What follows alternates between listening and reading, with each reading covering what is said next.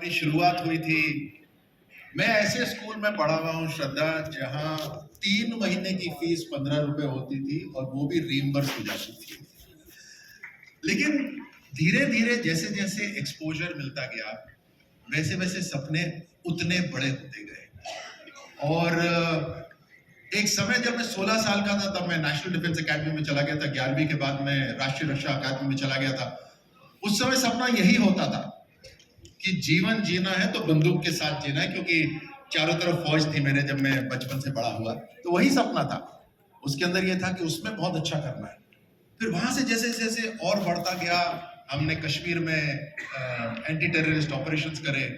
तो वहां ये होता था कि दुनिया क्या है, दुनिया यही है कि इस देश की मजबूत तलवार बनके दुश्मन पे गिरो, ताकि देश बिल्कुल सुरक्षित रहे। मतलब भारतीय सेना से मजबूत और कोई नहीं हो सकता।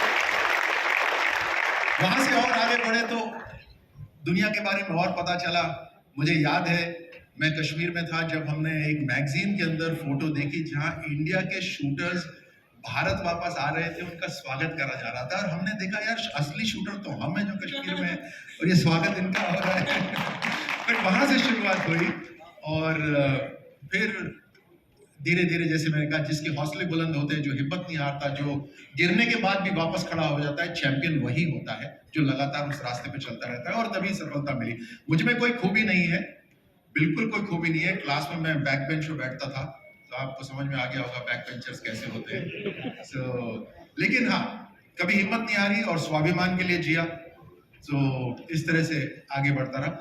एक कॉमनैलिटी है सेना में, खेलों में, और देश के लिए लड़ते हैं। और सही माने में अगर ये राजनीतिक मंच प्योर है तो इस पे भी देश के लिए लड़ते हैं, देशवासियों के लिए लड़ते हैं।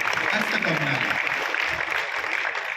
I can just say you are shooting out of the park. If there is something that I could say, but thank you so much.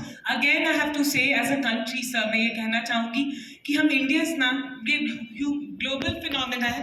मतलब